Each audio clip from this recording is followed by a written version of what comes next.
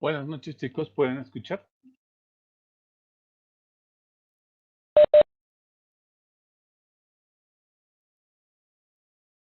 De acuerdo, gracias. A ver, el día lunes había una persona que me preguntó del examen. ¿Quién es?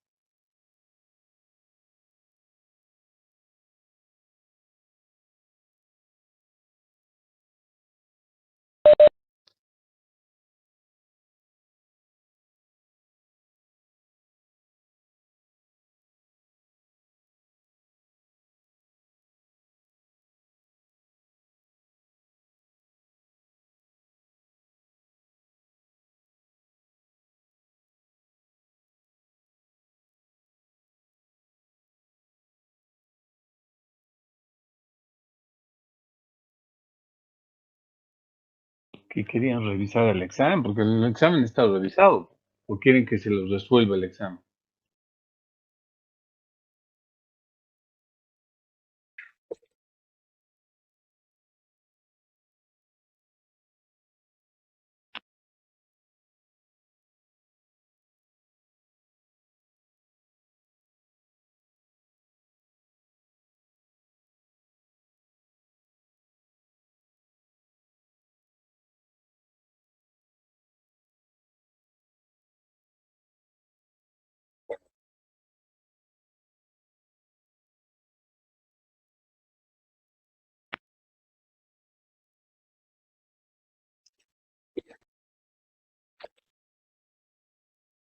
Entonces nos vamos a ubicar. Voy a resolver el ejercicio y les voy a demostrar cuáles son las respuestas. Pero que no hay respuestas, o sea, que las respuestas no han estado ahí y que la respuesta correcta era ninguna. Sí, había varias. Había varias.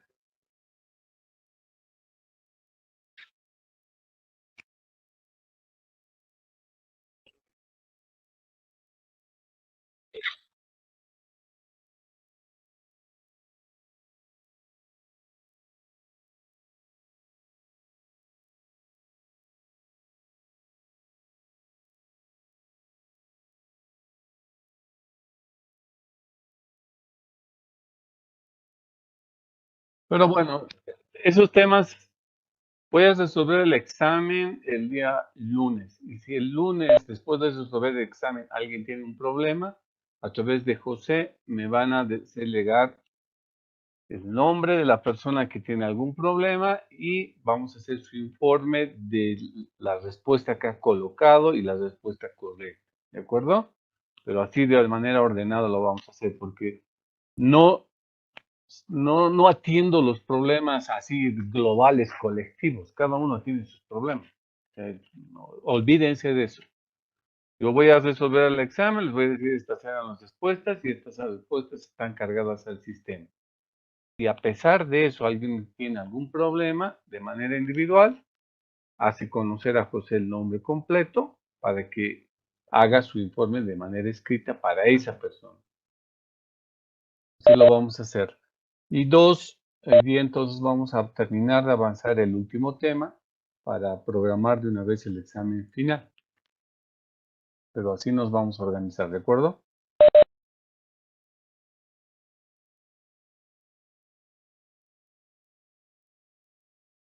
Ok. Hablemos de otro título valor que también ya lo conocen, porque lo hemos tocado en parte en matemáticas financieras, o por lo menos debería haberse tocado en esa materia. Otro de los títulos valores muy conocidos en nuestro país y en todo el resto del mundo se llaman los bonos. Un bono es una promesa de pago y que está previsto dentro de nuestro marco legal, de nuestro marco normativo en el país, a través del Código de Comercio. Los bonos no son otra cosa que créditos múltiples que una empresa recibe por la venta de estos títulos valores que son emitidos sea por parte del gobierno o sea por parte de una empresa. El Estado, a través del nivel central y los niveles municipales, pueden emitir bonos, al igual que las empresas con fines de lucro, las empresas privadas. Bajo la misma lógica de cualquier título valor, estas emisiones deben ser autorizadas por un ente regulador, que en este caso es la ASFI, y cumplir con todos los requisitos y documentos que están previstos para que sean aprobadas una determinada emisión de bonos. Estos bonos pueden ser objeto de estructuración, es decir, su cálculo, toda la ingeniería financiera, todos los trámites, las variables, etcétera, puede ser hechas a través de estas entidades que en nuestro país se denominan agencias de bolsa, o también pueden ser a través de las sociedades titularizadoras, que son entidades especializadas en la emisión de títulos valores, entre los cuales están los bonos. Lo importante, y que a diferencia de las acciones, los bonos son títulos valores que no tienen una naturaleza participativa y no tienen una naturaleza crediticia. Porque cuando uno compra acción, compra un pedazo de la empresa, es dueño de un pedazo de una empresa. En cambio, cuando compra un bono, no somos dueños de la empresa, somos un acreedor más que tiene la empresa. Somos alguien que está prestando plata a la empresa por un tiempo determinado y sujeto a una tasa de interés. Por eso se llama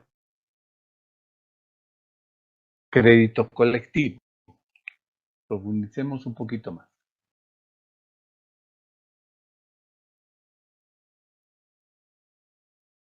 Cuando vendemos bonos, estamos vendiendo, la empresa emisora está emitiendo estos títulos valores que son puestos a la venta en el mercado de valores, si es hecho por primera vez a través del mercado primario.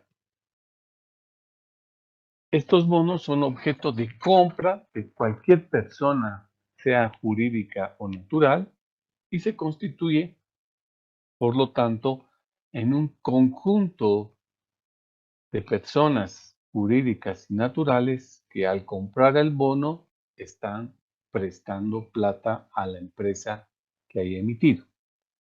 Por lo tanto, los bonos que ha emitido una empresa llegan a ser préstamos chiquitos que son otorgados por la gente que compra el bono en favor de la empresa. Y por el otro lado, solo se tiene un solo emisor, es decir, una empresa emite un bono y es vendido a un conjunto, a una pluralidad de gentes, de personas jurídicas y naturales, pero que tiene la obligación de cancelar capital e intereses una sola empresa, un solo prestatario. Entonces, esa empresa que ha emitido los títulos valores, al venderlos en el mercado, recibe todo ese dinero, todo ese capital, producto de la venta del bono. Estos bonos normalmente son utilizados para financiar con dinero a largo plazo. No son instrumentos o activos financieros de corto plazo, son por esencia de largo plazo. Excepto aquellos bonos que son emitidos por el gobierno, pero que tiene otro tipo de finalidades. como por ejemplo en este momento el Banco Central ya emitió a principios de noviembre los bonos navideños, creo que tiene el nombre, o el bono aguinaldo, que tiene un plazo de 8 meses y está pagando 6% de interés y se puede comprar máximo hasta un total de 200,000. Cada bono vale 1,000 bolivianos y solo se pueden comprar hasta un total de 200,000 bolivianos. Estos bonos son muy particulares porque no es que el Banco Central necesita plata, está vendiendo para bajar la presión inflacionaria en el país. Y entonces, para que sea atrayente, eleva la tasa de interés, por un lado, y por el otro lado, lo orienta no para que puedan invertir las empresas, porque estos bonos solo pueden ser comprados por personas naturales y con este tope que les acabo de indicar, ¿no? Pero esas son las excepciones.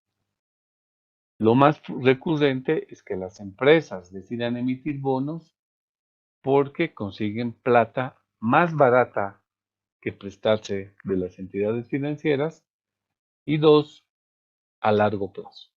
Entonces, estas son las características básicas que tienen los bonos como instrumentos de financiamiento que tienen las empresas. Ahora, se dice que el bono tiene un menor riesgo involucrado porque a medida que va pasando el tiempo, los que han comprado bonos van recibiendo intereses.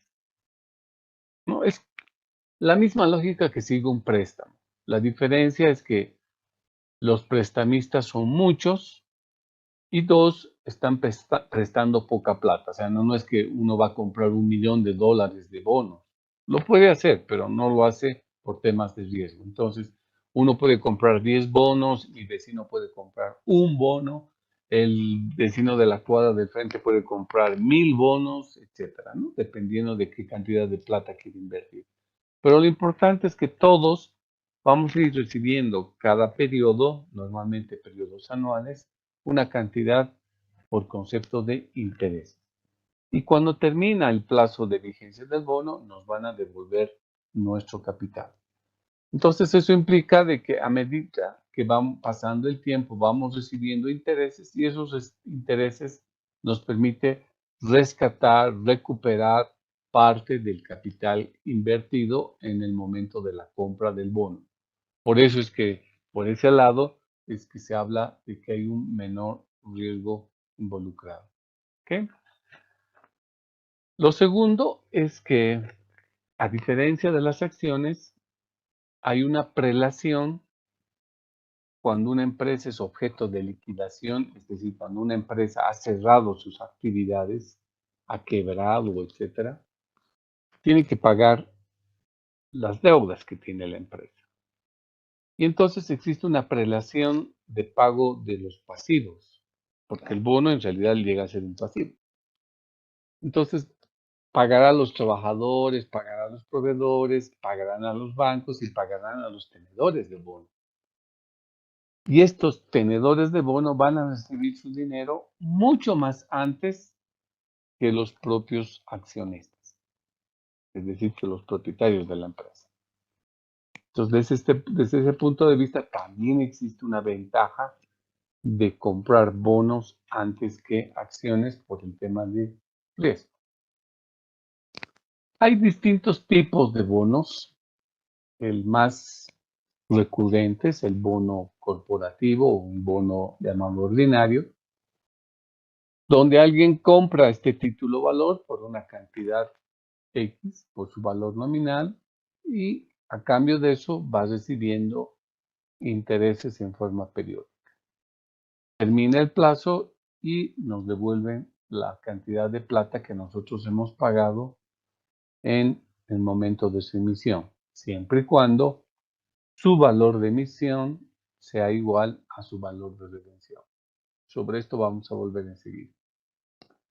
También hay bonos denominados convertibles, que implica de que el bono es emitido con un plazo y concluido ese plazo, en vez de devolverles su capital, lo que les hacen es darles una acción, ¿no? Entonces, si nosotros hemos comprado por 10,000 bolivianos bonos, termina los 8 años que tenía de plazo el bono, como por ejemplo, podríamos citar, y cuando termine el año 8, no me devuelven mis 10,000 bolivianos. Lo que me dan son acciones equivalentes a los 10,000 bolivianos. Entonces, por eso se dice que los bonos se están convirtiendo en acción. También hay bonos denominados perpetuos. Estos bonos perpetuos son muy similares a la lógica que tienen las acciones preferentes, porque igual que las acciones, estos bonos perpetuos no tienen vigencia, no tienen plazo de terminación, sino que periódicamente se van generando intereses, intereses, intereses y mientras perdura la empresa se irá pagando intereses. Bajo esa lógica o ese marco de tipología de bonos, pueden ser emitidos bonos registrados, es decir, se registra en la empresa emisora quién es el comprador del bono, con nombre y apellido, el número del bono que se le está entregando, etcétera, ¿no? Eso no exime o priva de manera alguna de que la persona que ha comprado ese bono mañana lo pueda volver a vender. Lo puede hacer. Solo con la diferencia de que cuando lo venda ese bono, va a tener que comunicar a la empresa emisora quién es el nuevo dueño del bono. ¿Por qué? Porque lo tiene que registrar. En cambio, si se compran bonos al portador, como ustedes ya bien lo conocen, la palabra al portador significa el quien lo porta, quien lo agarra el bono. Entonces, estos bonos no están con nombre y apellido del comprador o del tenedor del bono. Están sin nombre. Son más fáciles su venta, pero obviamente tiene más riesgo por el tema de que pueden ser objeto de algún robo, alguna pérdida, ¿no? Las ventajas que tiene para una empresa, sobre todo el vender bonos, su principal ventaja es que es más barato conseguir dinero por esta línea que conseguir dinero a través de la banca comercial. Si ustedes comparan las tasas de interés que pagan las empresas que han emitido bonos, esas tasas de interés llegan a ser más altas que la tasa de interés que pagaría el bono a una persona que ha abierto una caja de ahorro, por decirlo así. Les pagan una tasa de interés a través del bono más alto que lo que pagaría a un banco, lo que pagaría un banco al que compre el bono. Eso es la zanahoria con el cual atraen a los inversionistas para que compren el bono, porque los inversionistas son superavitarios de dinero, tienen dinero para invertir. Entonces la inversión más fácil sería pues dejarlo en el banco, pero lo que ganarían en el banco es mucho menos de lo que ganarían comprando un bono. Eso por el lado de la tasa de interés pasivo. Analizando desde el punto de vista de la tasa de interés activa, si la empresa te prestara plata de un banco, tendría que pagar una tasa de interés más alta de lo que estaría pagando si hubiera emitido bonos. En este contexto, estamos hablando de que hay los dos actores, los superavitarios de dinero y los deficitarios de dinero, los dos ganan entrando al mercado de valores a comprar bonos. porque los unos ganan una tasa de interés más alta que lo que la banca pagaría, y los otros ganan o pagan una tasa de interés más baja de lo que pagarían a los bancos en caso de prestar. Pero este costo financiero además tiene otro tipo de beneficios complementarios, porque estructuración, es decir, cuántos bonos van a emitir, qué tasa de interés van a pagar, qué plazo van a tener los bonos, cada qué tiempo van a cancelar bonos, cada bono cuánto va a costar, cuánto es el total de la emisión. Todas esas variables que son financieras son definidas por la empresa emisora. Nadie se los impone. La empresa determina qué cantidad necesita de dinero, determina de cuánto va a valer cada bono, porque no es lo mismo vender un bono a 10,000 que vender a 1,000 o que vender a 100. Cuanto más bajo sea el bono, hay más accesibilidad de inversionistas a que me lo puedan comprar. Y en la medida cuanto más vale el bono, menos gente van a poder pagar ese importe, ¿no? Entonces, si ustedes venden a 500 bolivianos un bono, habrá más gente que tiene 500 para poder invertir. Pero si ustedes deciden vender cada bono a 20,000, habrá menos gente que tiene 20,000 pesos para invertir, ¿no? Entonces, es diferente el segmento de inversionistas con el que está trabajando. Pero todas esas condiciones, todo eso lo define ¿quién? La empresa. Porque la empresa, al momento de hacer la estructuración de su emisión, define estas variables y define también cómo su flujo de caja se va a ir comportando a través del tiempo. Es decir, si vamos a tener dinero suficiente para pagar una tasa de interés del 6 o una tasa de interés del 7, cuánto tiempo le vamos a devolver su plata, todos estos temas lo define la empresa. Entonces, fuera de tener un costo de financiamiento más barato, las condiciones financieras las determina la propia empresa, que es una ventaja tremendamente fuerte en relación cuando uno va al banco y el banco es quien impone las condiciones, ¿no? Les dice, si quieres que te preste, perfecto, traes estos documentos, traes estos requisitos, me pagas de esta manera, con este sistema de amortización, me compras una póliza de seguro, todos los requisitos lo pone el banco. Y el tercer aspecto positivo que tiene el poder emitir bonos y también emitir acciones para una empresa es de que una empresa que cotiza en bolsa, que está vendiendo títulos valores en cualquier bolsa de valores, es supuestamente, entre comillas, una empresa seria, es una empresa que responde por sus actos, porque como cualquier regulador en nuestro país, las empresas que cotizan en bolsas están obligadas a contratar servicios de las empresas calificadoras de riesgo, donde se hace un informe bastante detallado sobre los riesgos que tiene la empresa emisora, sobre su capacidad de pago, la solvencia, etcétera, ¿no? Entonces, también podríamos encontrar estados financieros auditados de la empresa. Entonces, hay teóricamente un montón de información que uno tiene respecto a la empresa y por ese hecho se supone que entonces esta empresa, al ser cotizada en bolsa, está pasando todos esos filtros de revisión de las agencias reguladoras y de los propios inversionistas de manera directa, ¿no? Ahora, em,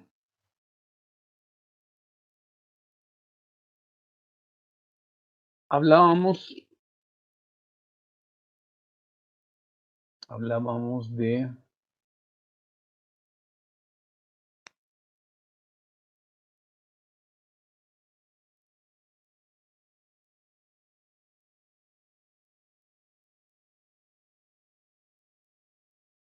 hablábamos de un proceso previo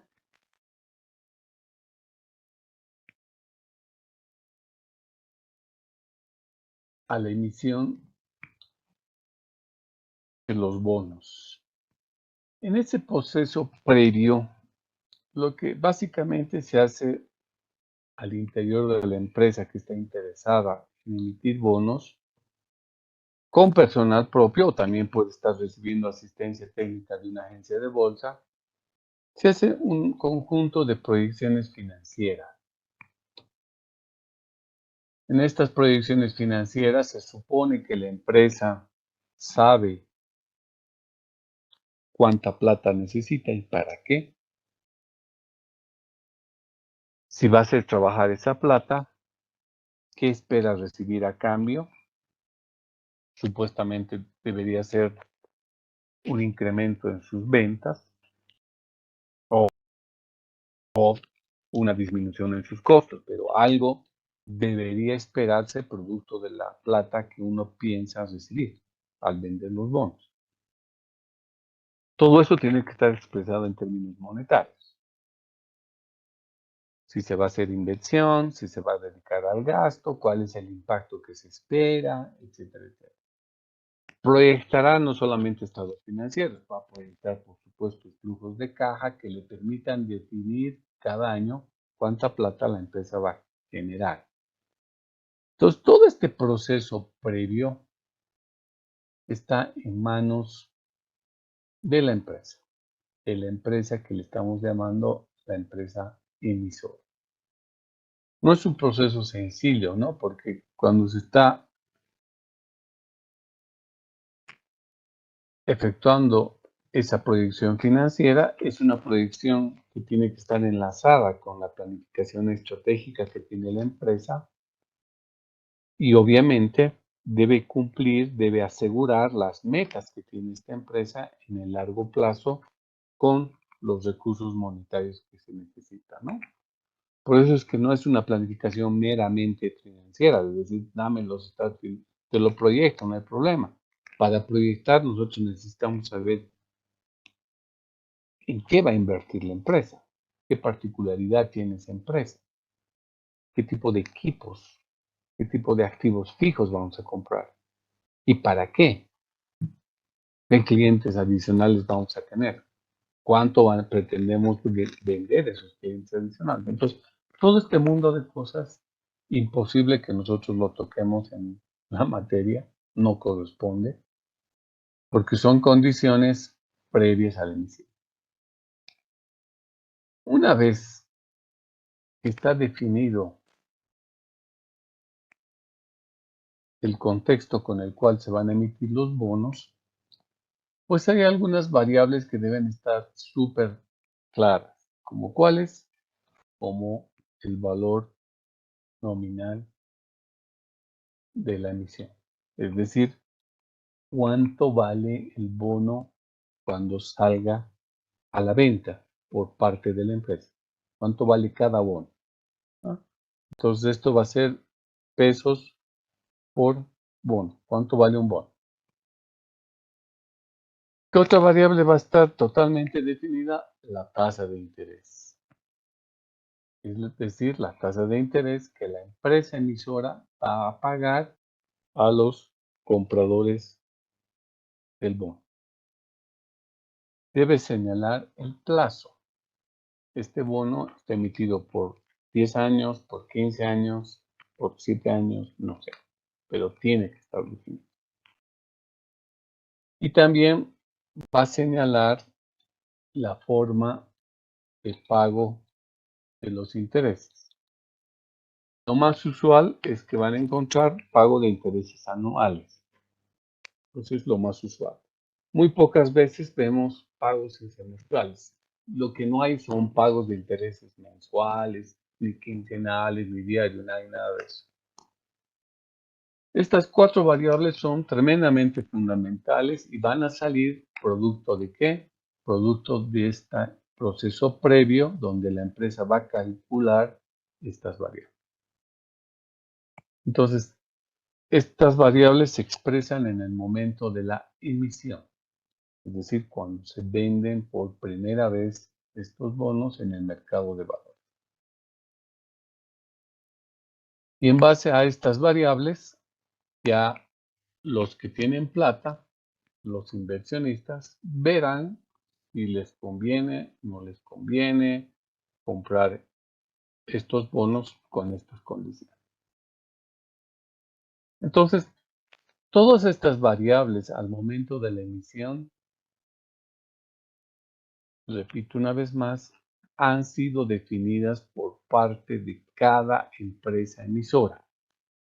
No hay una fórmula que yo les pueda decir y les digo, esta es la fórmula que aplican todas las empresas emisoras. Cada una va a determinar el monto de cada una de estas variables de forma particular, con sus propias proyecciones financieras. Entonces aquí el problema no existe. El único problema que podría tener la empresa es que vender sus bonos, ese es su único problema. Pero normalmente cuando las empresas son asesoradas por agencias de bolsa o por empresas titularizadoras, estas ya se encargan inclusive de acomodar o de vender a otros inversionistas estos bonos. O sea, es parte de sus servicios, ¿no? ¿Por qué? Porque como las agencias de bolsa, sobre todo, tienen dos papeles de trabajar como representantes de los oferentes de dinero y como los demandantes de dinero, posibilita de que puedan tener ese papel dual. No es que esté discutido en la norma, es más, lo permite. Por eso es que el problema no es tanto de que a quién voy a vender los bonos, sino más, el trabajo más delicado consiste en determinar las variables con las cuales han sido emitidos los bonos. Entonces, estamos hablando de una buena fuente de financiamiento. Es una buena fuente de financiamiento por todos los aspectos señalados y sobre todo por el costo financiero que conllevan los mismos. Tal es así de que nuestro mercado de valores boliviano, ustedes van a poder advertir que tenemos una buena cantidad de bonos que son vendidos en el mercado de la Bolsa Boliviana de Valores. Hay una buena cantidad de bonos. Las sociedades titularizadoras, las que se llaman SAFIs, no son sociedades titularizadoras, las sociedades administradoras de fondos de inversión, que se llaman SAFIs, su cartera, su portafolio de inversiones, también reflejan un alto componente de bonos. O sea, buena parte de su portafolio de inversiones está en la compra de bonos. Y al ser una tasa de interés que se paga periódicamente, estamos hablando de instrumentos financieros que ustedes ya los conocen como de renta fija. ¿Por qué? Porque ese interés no va a cambiar, no va a subir ni va a bajar. Se va a mantener constante durante toda esa vigencia del bono. Por eso se llaman títulos valores de renta fija. Ahora, si el problema entonces no es determinar estos valores de emisión, porque se va a ocupar la empresa que estos títulos valores, estos bonos que son objeto de venta, pueden ser revendidos una y otra vez. O sea, una persona se lo compra el bono directamente de la empresa y los puede negociar después en el mercado de valor. Obviamente ya no va a entrar en ese momento la empresa emisora, porque ya no es su problema, ya lo ha vendido el bono. Lo único que la empresa le interesa es saber a quién va a pagar los intereses cuando termine el año, nada más. Pero el que ha comprado el bono puede a su vez, si así necesita dinero, buscar vendérselo a otra persona. Y entonces el bono va a parar de una mano a otra, en la medida que este bono sea negociado en el mercado de valor. En ese caso, ya no estamos hablando del momento de la emisión, sino estamos hablando de un momento donde se efectúa la reventa del bono, es decir, se vuelve a vender el bono una y otra vez. Y en esta reventa, pues el problema será fijar el precio que tendrá ese bono cada vez que se vuelva a vender.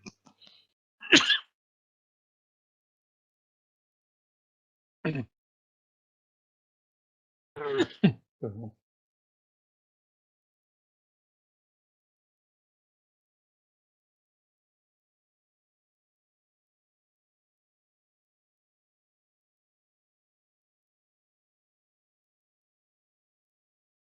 Entonces les decía que el problema no está en el momento de la emisión, sino el problema está en el momento de la reventa. Por saber a cuánto vamos a comprar ese bono en su segunda venta, en su tercera, en su sexta venta, en la venta que corresponde. Y en ese momento ya la empresa emisora no entra para nada en la definición de ese precio. No entra para nada, ¿por qué? Porque ya lo ha vendido su bono, no le importa. Le importa simplemente saber a quién paga intereses y a quién devuelve capital. Nada más, eso es lo único que le interesa a la empresa. Pero después que lo estén vendiendo una y otra vez, no tiene sentido. Entonces, ¿quién define el precio en ese momento? Es lo que vamos a llamar el mercado de valores. Y como ustedes saben, en el mercado, conforme a lo que decía nuestro amigo Adam Smith, hay fuerzas de la oferta y fuerzas de la demanda que de manera invisible actúan hasta ponerse de acuerdo y lograr un equilibrio. Entonces, eso significa que los que compran y venden, en ese momento que se está vendiendo o revendiendo el bono, van a llegar a un acuerdo respecto al precio.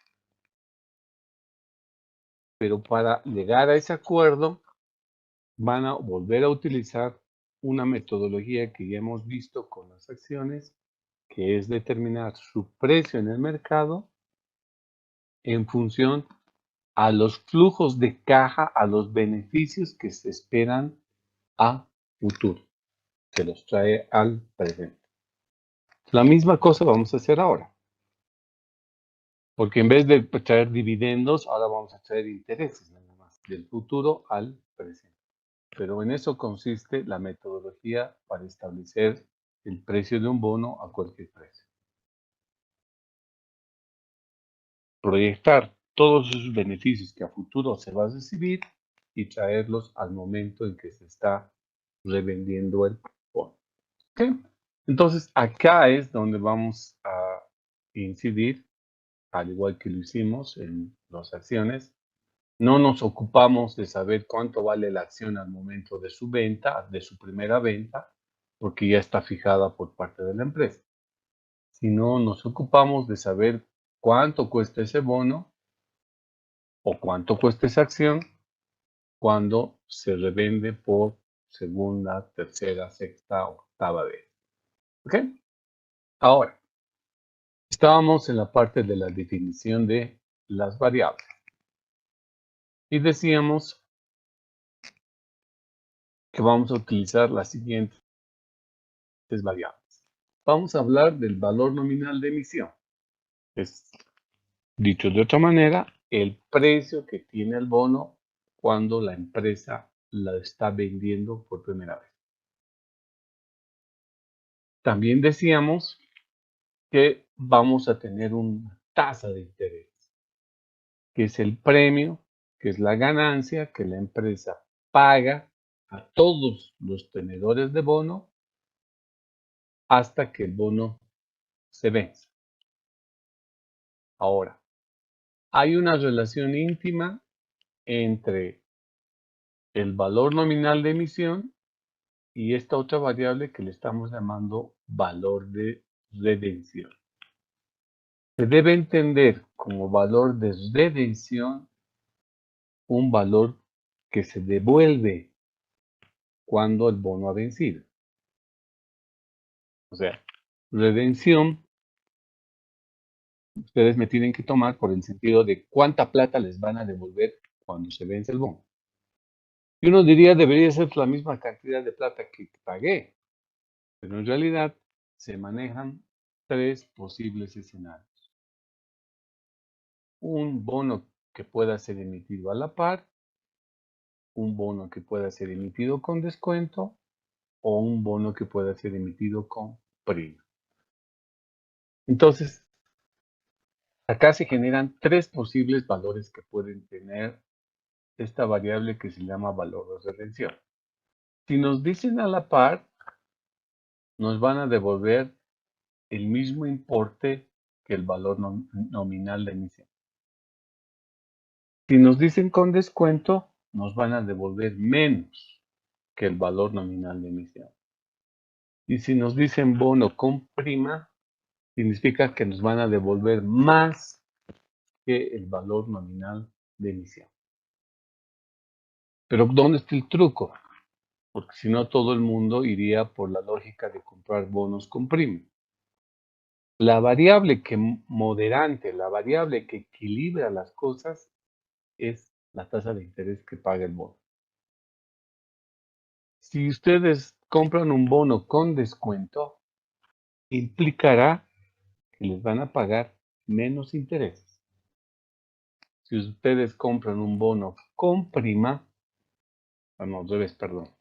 Si ustedes compran un bono con descuento, como van a recibir menos plata, significa que les van a pagar más intereses durante la vigencia del bono. En cambio, si ustedes compran un bono con premio o con prima, significa que van a recibir intereses más altos.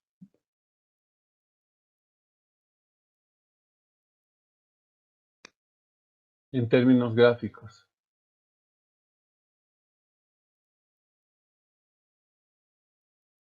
hablamos de que el bono va a tener una cierta vigencia, ¿no ven?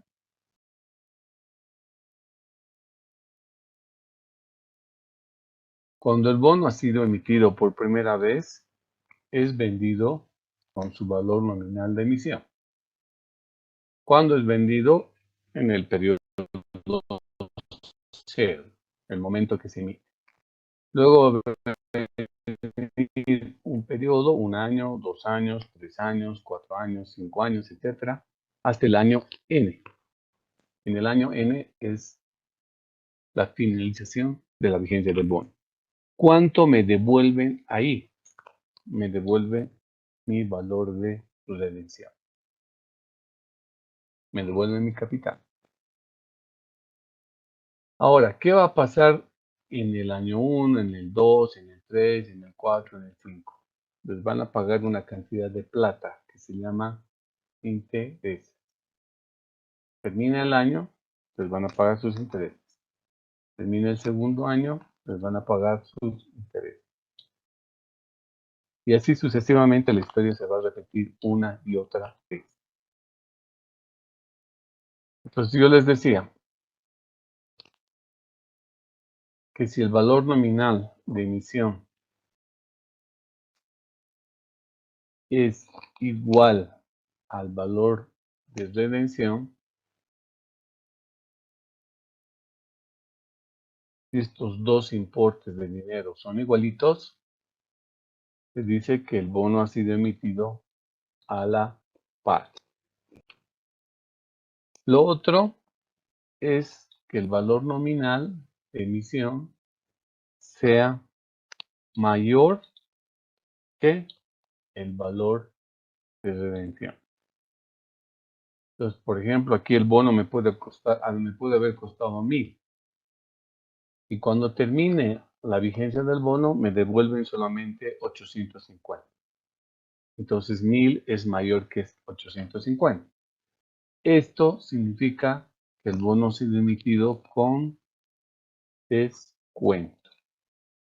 Y el tercer escenario decíamos que el valor nominal de la emisión sea menor que el valor de redención. Entonces, ustedes lo han comprado a 1000 y les devuelven 1100. Esto es emitir con PRIM o con PREM.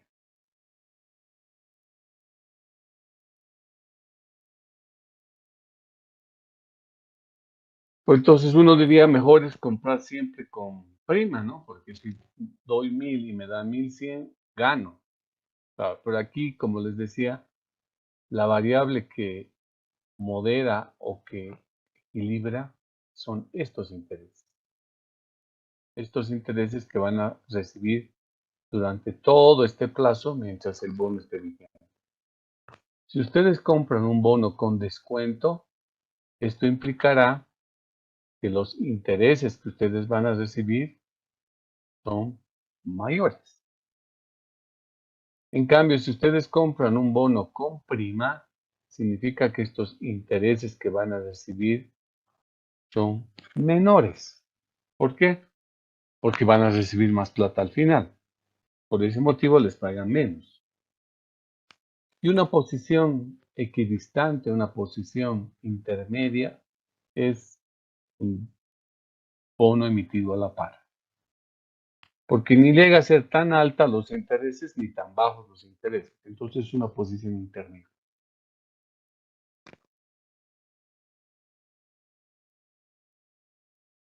Listo.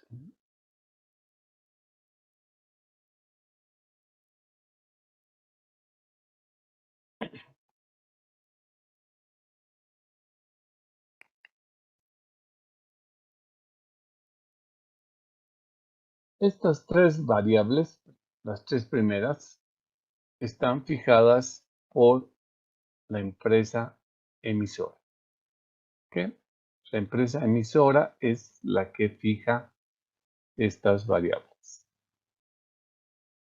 Estas otras ya se fijan en el mercado, porque estas se van a originar cuando hagamos una reventa del bono. A cualquier fecha. ¿Qué necesitamos saber en ese momento? Necesitamos saber el costo del dinero, lo que está reflejada como rentabilidad del mercado. ¿Cuánto cuesta el dinero en ese momento? Con ese costo del dinero es que vamos a proceder a descontar los flujos de caja.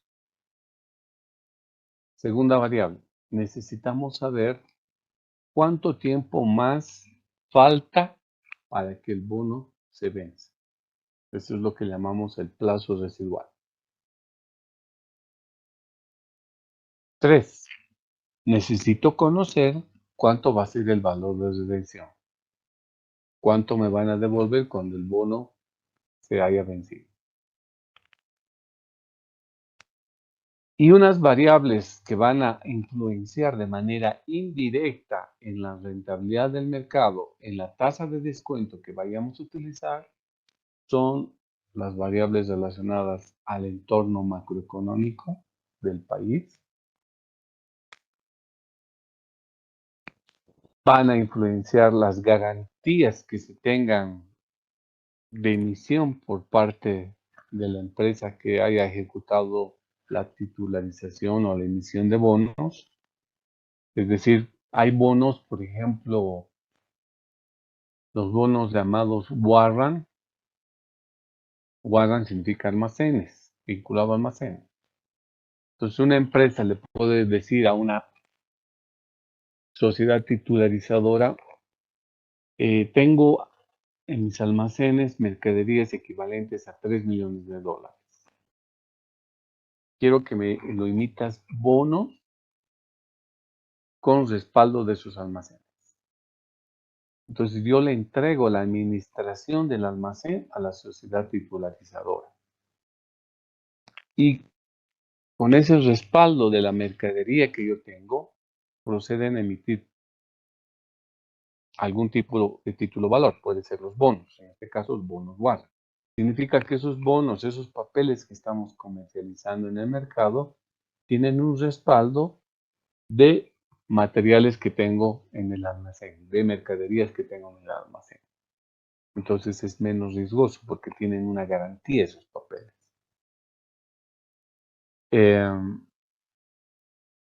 Lógicamente, el encargado de la sociedad titularizadora administrará el almacén y le irá dando a la empresa los materiales o la mercadería que utilice para sus ventas. Y el producto de las ventas de los bonos también se lo va a entregar a la empresa que está otorgando la administración de su almacén, ¿no? Pero bueno, son como esas variables que van a influir en el precio de un bono a una determinada fecha. Si por ejemplo ustedes se han comprado, como ha sucedido a los amigos argentinos, ¿no? Su Tesoro General de la Nación necesitaba plata y años atrás procedió a emitir bonos del Tesoro General de la Nación Argentina. Y bonos que tenían obviamente una tasa de interés atractiva y que fueron vendidos en moneda local, en pesos argentinos. Le viene la debacle, viene una inflación galopante y eso hace que la moneda local se deprecie, es decir, baje su valor adquisitivo. Eso influye definitivamente en el precio de esos bonos. ¿Por qué? Porque la persona, el inversionista que tiene plata, no va a irse a comprar un bono pagando 100 pesos argentinos hoy, si sé que mañana, si sé que la próxima semana esos pesos argentinos van a valer menos. Entonces no tiene sentido comprar instrumentos de moneda local sabiendo que hay una inflación. Entonces, obviamente el precio de ese bono en el mercado baja. Y hay pocos los inversionistas que están interesados en comprar, y si lo compran, lo van a comprar a precios muy reducidos, ¿no? Entonces, ese tipo de aspectos macroeconómicos influyen, obviamente, no en el momento de la emisión, repito una vez más, sino influyen en el momento de la reventa del bono.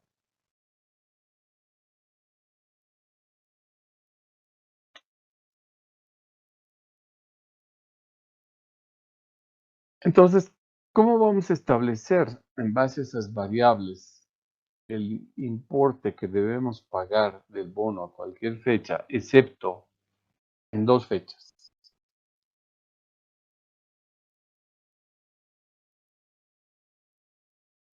¿Cuánto vale el bono en el periodo cero? Ya está definido. Vale el valor nominal de emisión. ¿Cuánto vale el bono en el periodo N? Cuando ha acabado el plazo, vale el valor de redención. Entonces, el precio del bono ya no tiene sentido averiguar cuánto es al principio y al final. Ya están dados esos valores. Lo que no está dado es el precio del bono a cualquier otra fecha que no sean los dos extremos. ¿Ok? Un elemento más. Estos famosos intereses que estamos pagando, ustedes ya saben cómo calcular. Eso se los han enseñado en matemáticas financieras. Y les han dicho, el importe de los intereses es igual al capital, a la plata que les deben, por la tasa de interés que les están pagando por el plazo. Es la fórmula con la cual se calcula el importe monetario de los intereses. Pero resulta que cuando tenemos los bonos, este capital se mantiene constante. ¿Por qué? Porque en el año 1, a diferencia de un préstamo que hacemos con el banco, al banco le pagamos capital e interés y eso viene a ser la cuota. En cambio, en Licenciado, los bonos no no pagamos. logramos ver su Excel. Bueno, En cambio, los bonos no pagamos absolutamente nada de capital, solo pagamos intereses. El segundo año hacemos exactamente lo mismo. No devolvemos nada de capital, solo pagamos intereses. Por ende, este capital que está en la fórmula para calcular los intereses se mantiene constante durante toda la vigencia del bono. La tasa también se mantiene constante, porque la tasa está predefinida, la tasa está fijada por la empresa emisora, quien es el que va a pagar los intereses.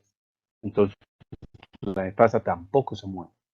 Y el plazo, no me van a colocar, no van a pagar intereses en el primer año por todo el plazo, solamente por el plazo transcurrido.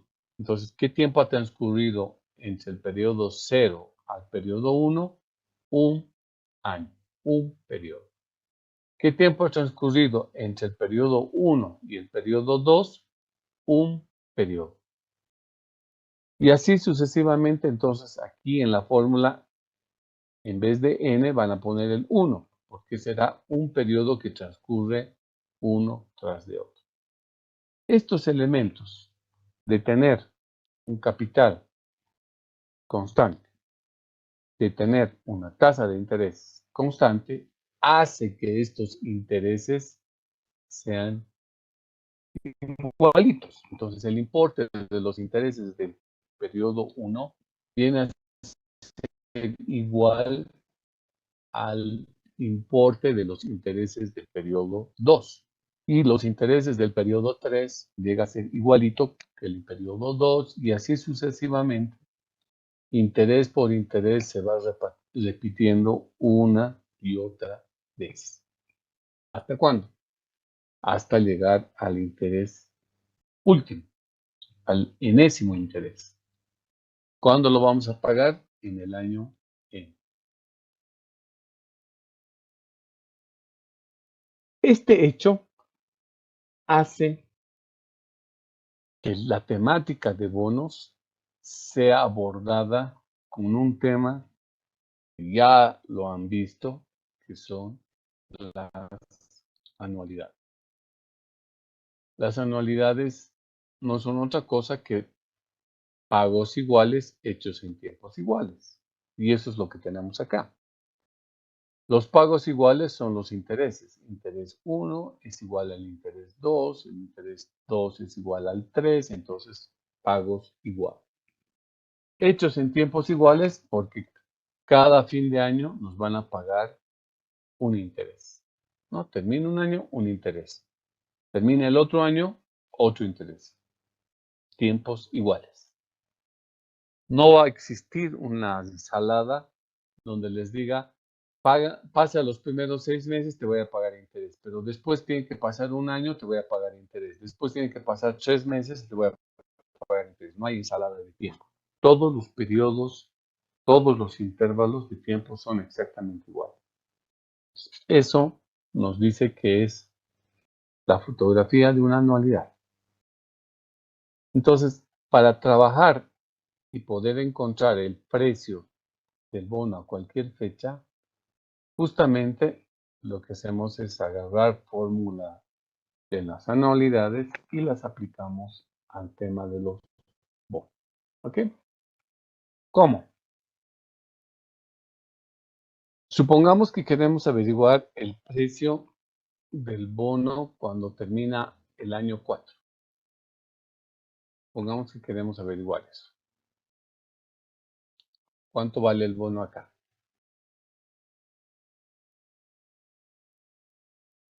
Lo único que tenemos que preguntarnos es, terminado el año 4, ¿qué intereses todavía falta pagar? Me dirán, falta pagar el interés del año 5, del año 6 y así sucesivamente. Nosotros podemos cuantificar cuántos intereses todavía faltan por pagar. ¿Por qué? Porque yo conozco cuándo es la vigencia del bono. Entonces yo puedo determinar perfectamente esa variable que le hemos llamado el plazo residual, que es el tiempo que falta para que el bono se venza.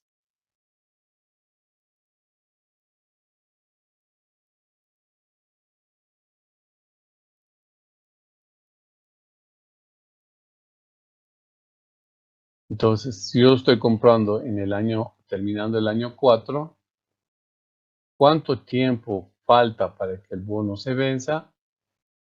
Todo este tiempo que está encerrado en la llave, ¿no? Este tiempo es lo que estamos llamando el plazo residual, el plazo que resta. En cambio, el periodo N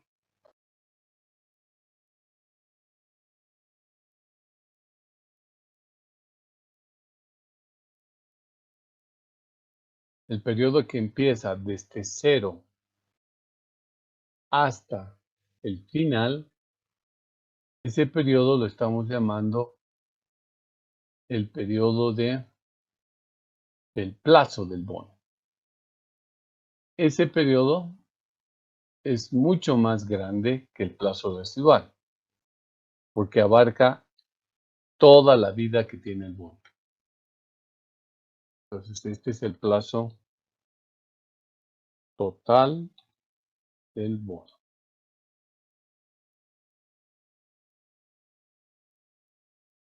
Entonces, a la persona que está comprando al terminar el año 4 el bono, lo que le interesa es ver qué intereses todavía va a recibir por parte del bono, que serían todos estos intereses que están manchaditos de color naranja. Y aparte, dice, voy a recibir en el último periodo una platita más, que es el valor de redención. Entonces va a recibir la persona que compró el bono todos estos intereses desde el año 5 adelante, más el valor de redención.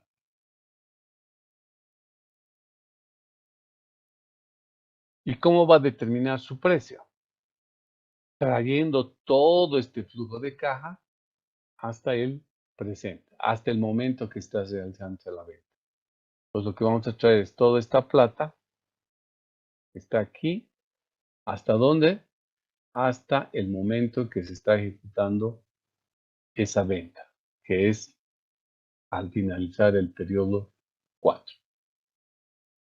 Bajo la misma lógica, exactamente la misma, más adelante, supongamos, tengo el año 6, el 7, el 8, puede ser que en el año 8 otra vez el bono es nuevamente vendido.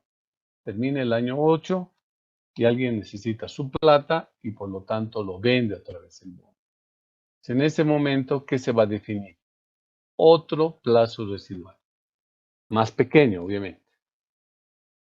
Va a ser un periodo más corto, donde el que compre el bono en el periodo 8, ¿qué le va a importar? Ya no le interesa el interés del periodo 1, ni del 2, ni del 5, ni del 6, ni del 7. Esto ya no le interesa. ¿Por qué? Porque eso lo han cobrado. Otras personas se lo han cobrado. Ni siquiera el interés del periodo 8, porque ni siquiera le van a pagar eso. A él le interesa todo lo que va a venir a futuro por concepto de intereses. Entonces le va a interesar el interés del periodo 9, importa cuánto vas a recibir en el año 9, cuánto vas a recibir en el periodo 10 y así sucesivamente. Entonces ese futuro va para adelante, ¿no? Y deberá traer hasta ese momento, entonces, con una tasa de descuento, los intereses del año 9, del año 10, del 11, del 12, el valor residual, todo esto, ¿a dónde? Hasta terminar el año 8, de este punto. ¿Con qué lo va a traer? Con lo que nosotros hemos aprendido en finanzas, materia financiera, con una tasa de descuento. Entonces, esa es la lógica, chicos, con la cual se calcula el precio del bono a cualquier fecha, excepto en el periodo 0, excepto en el periodo N. ¿Por qué no en esos extremos? Porque ya se conoce cuánto vale el bono en esos extremos. Periodo 0 vale el valor nominal de la emisión. Periodo N vale el valor de redención. Entonces, los plazos intermedios es lo que nos interesa saber. Ahora, ¿cuál es esa bendita fórmula que nos ayuda a encontrar el precio de un bono tomando en cuenta esos flujos de caja futuros que se van a dar? Entonces, lo que hace es utilizar una fórmula que se explica con bastante detalle en matemáticas financieras, que es la anualidad simple, cierta y ordinaria, donde sabemos cuándo empieza, cuándo acaba, los pagos y tasas de intereses tienen el mismo periodo y los pagos se hacen al final de cada periodo. Esa fórmula nos dice, no voy a utilizar la R de renta, sino la I. Voy a decir que esta es igual a I multiplicado por, vamos a colocar un corchete,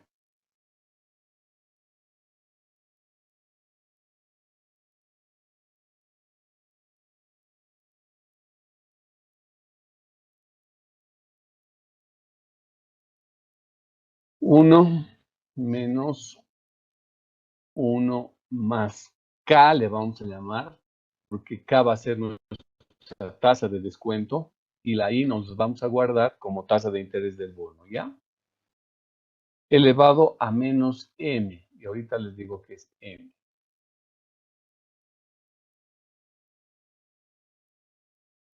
Esto sobre la tasa de descuento K.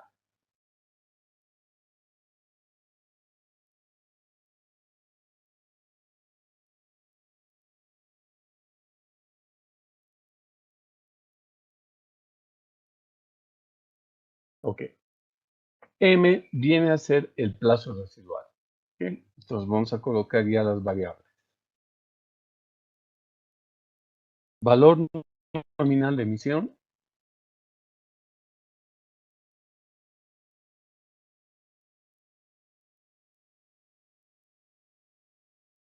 DNE. Tasa de interés del bono.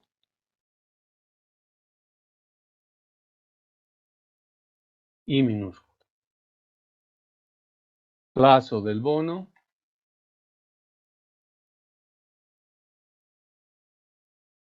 N. Tasa de descuento o tasa de rendimiento del mercado, K. Y plazo residual,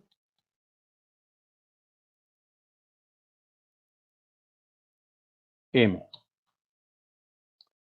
Y finalmente, valor de redención,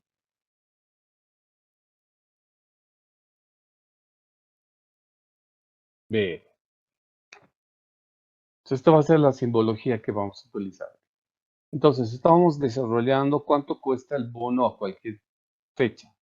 Ese bono es igual a esta anualidad que le estamos llamando I, la traemos al presente por M periodos atrás, y a esto le aumentamos el valor de redención que está en el último periodo, lo traemos con una fórmula del interés compuesto, que ya la hemos utilizado en costo de capital, a la tasa de descuento K, elevado por M periodos atrás. Entonces, con estos dos términos, estamos trayendo hasta el periodo M todos los intereses que a futuro se va a recibir y la plata que me van a devolver cuando el bono haya concluido su vida. Esta es la famosita fórmula con la que nosotros vamos a trabajar. Tengan cuidado siempre de que los importes de los intereses son pesos por periodo, ¿no? Pueden ser pesos por año, pesos por semestre, etc. Que la tasa de interés y que el plazo, estas tres variables deben estar expresadas en la misma unidad de tiempo. Si yo estoy trabajando con intereses anuales, es decir, los importes de intereses me pagan cada año, los pagos son anuales, entonces tengo que trabajar con una tasa de descuento anual y el plazo también debe estar en año. Si no coinciden las tres variables, las cambian. Las cambian por lo que corresponda, ¿no? Si, por ejemplo, lo tienen el plazo en meses, los meses lo convierten en años. Si su tasa es anual, sacan la tasa de interés equivalente y lo llevan al periodo que ustedes quieran. Y también se puede cambiar el importe de los intereses, ¿no? Pero lo importante es de que estas tres variables, antes de meterme la fórmula a ciegas, deben haberse cerciorado que estén compatibles, que se pueda trabajar con las mismas. Lo mismo sucede acá en la segunda parte, en el segundo término. Tenemos otra vez la K y tengo la M. Igual hay que vigilar que estas dos variables sean compatibles para poder aplicarlo todo. Caso contrario, no van a poder sacar los resultados, ¿no? Van a poder sacar cualquiera menos los resultados. Ok, chicos, nos vamos a guardar los ejercicios para el lunes. Después de eso, procedemos a hacer lo que hemos dicho. A ver, ¿cómo estamos en fechas?